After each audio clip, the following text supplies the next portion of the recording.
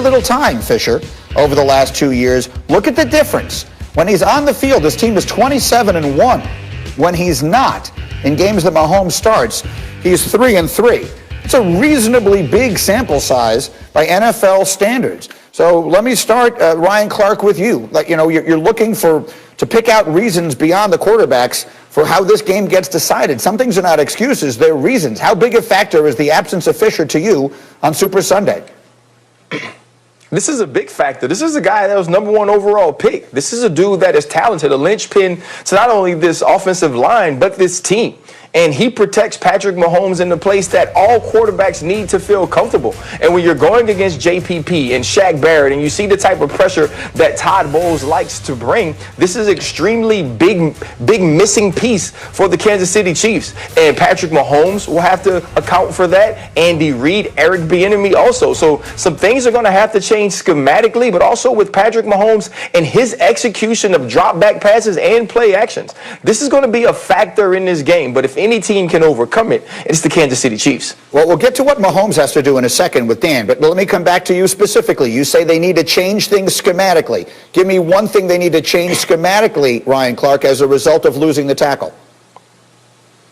I think this puts Travis Kelce in a different position. We like to get Travis Kelce split out. You like to see him move around, be in the slot, get the guy in motion. There's going to have to be some chips on that side. You're going to have to send running backs that way. And the Kansas City Chiefs are a team that likes to get everyone out in the route. But we've seen it with Le'Veon Bell. We've seen it with Clyde Edwards-Helaire. You've seen them stay in, get a chip, and then get into the pass route. But not having Travis Kelce be able to release automatically, not having Travis Kelce get into his route immediately, I think that will be a huge piece into ways they have to block Shaq Barrett and JPP, but that also hinders what he is in the pass game. That's something very important to keep an eye on, giving you something to look for on Super Sunday. Are they having to use some of what would normally be weapons in their passing game to protect Mahomes, and what impact does that have? We'll get Dan Orlovsky back in a minute, just having a momentary technology issue. So, Tanbaum, let me come to you. Your thoughts on the Chiefs having to play this game without their starting left tackle? They're already without their right tackle, who got hurt during the year. Greeny, it's the definition of greatness. Earlier on, we talked about Matt Stafford, whether or not he's great or not. I feel like he's not, because he never elevated the game around him when he had teammates that weren't just as good. That's why Patrick Mahomes is great, because he's a great decision maker, can get rid of the ball so fast. And if they win this game, his greatness will be that they're playing with basically 5 backup offensive linemen, including most notably their left tackle. So we could talk about his arm strength and everything else, but the fact that if they beat this great Tampa Bay pass rush, that's the definition of greatness, elevating everybody else around you.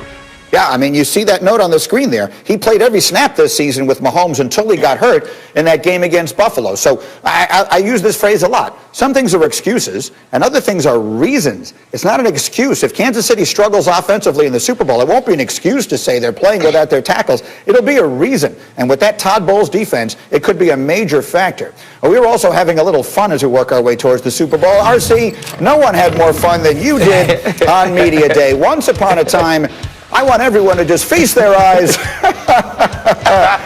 Ryan Clark, what were we doing here?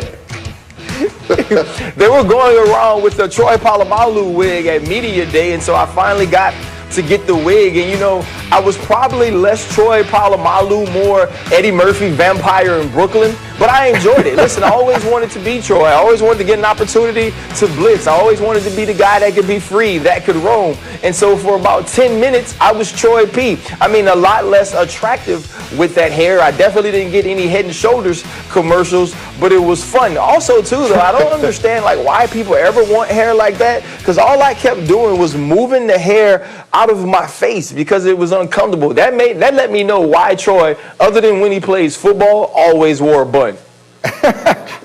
Fair enough, but all kidding aside, these players aren't going to have that. No one's going to have it. We don't have a Super Bowl week, a Super Week this year, for all the obvious and understandable reasons. It's a pandemic, and you're not taking any chances with something like that. But do you feel the players are missing out on something? How important a part of the experience for you as a player was that?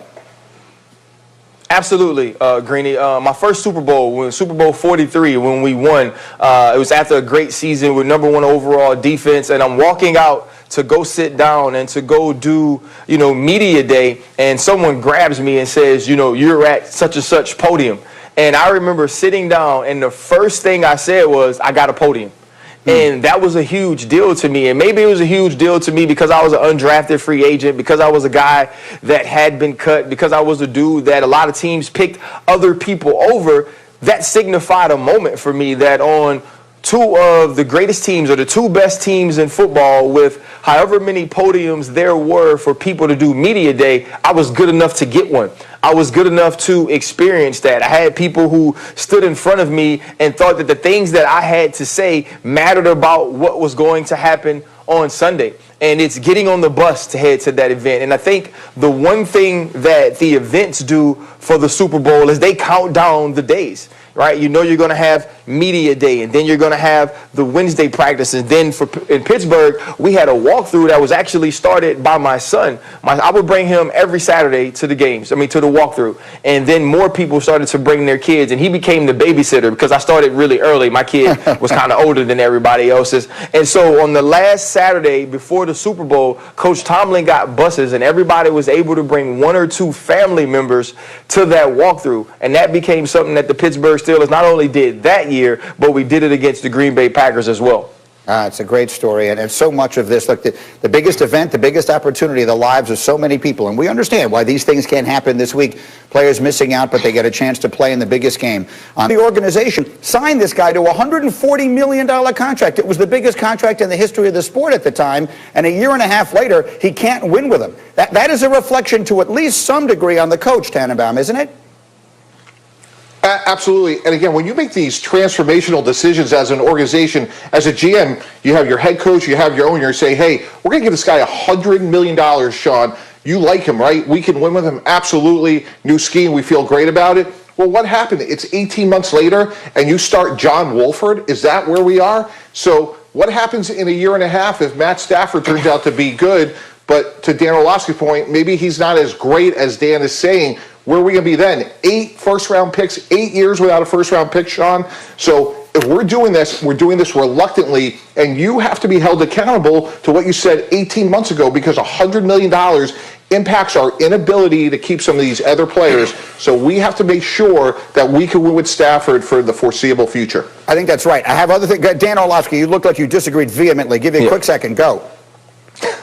Because I don't disagree that they don't believe that they could win with Jared Goff. This is about a Super Bowl. This is about the Rams being honest about what's going on in the NFL right now. And if you don't have a killer at quarterback, it's really, really, really difficult to go win one. And they said, do we think Jared Goff is good? Yes. Do we think that we can make an upgrade? Yeah. And again, we killed Green Bay last year and their general manager because they're one game from the Super Bowl. Why would you not take your chance now? Don't think about the future. You had a win-now team, and the Rams are doing that. The Rams are going, we have a window right now that we have to go win our Super Bowl, and this is the move. I'm with that. But the point is, you shouldn't have then given the other guy you couldn't win with $140 million 18 months ago if all of a sudden he's not good enough to win with. RC, go ahead, finish it up.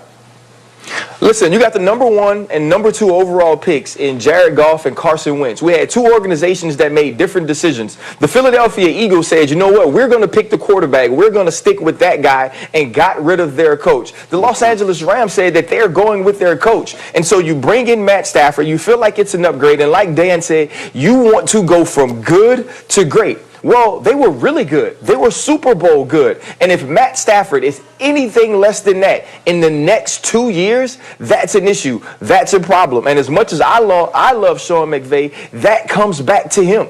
So this has to work, and it has to work right now. And like I said, you just don't run it back all the time. It's going to be an uphill climb for this team to get to the heights or higher than Jared Goff had them. All right, I agree. So let's keep that moving in that direction here. Let's talk about Goff and the Goff side of this, if we will. Again, 2 years ago, he's in the Super Bowl, but since losing that game, he's been a mixed bag. 18 wins. It's tied for 7th most in the league, 6th most passing yards. But you see some of the other numbers, passing touchdowns, total QBR ranking in the bottom half of the league. So Dan, let me come back to you again as one who analyzes quarterbacks here as well as anybody. He's in a system that everybody wants to play in. He's got a coach that everyone thinks is a genius. Why has it fallen off for Goff in LA, and what can he be now that he gets a fresh start in Detroit? Yeah, why did it fall off? First of all, 17 to 18, he led the number one offense in the NFL. And it was really, their scheme was great. It was the outside zone run, and then they get those play action bootlegs off of it. It created just these huge chunk passes. So the touchdowns were high, the interceptions were low. And then the scheme changed a little over the last 2 years. Less of that outside zone and bootleg play action. So those chunk throws weren't there. The truth be told is the